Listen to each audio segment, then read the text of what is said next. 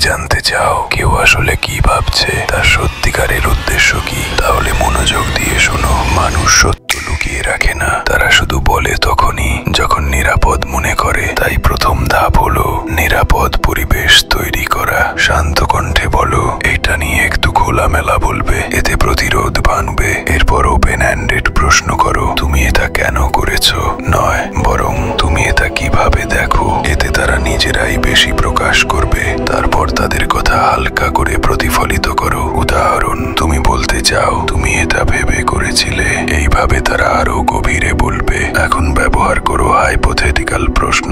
ধরো তুমি অন্য জায়গায় থাকলে কি করতে।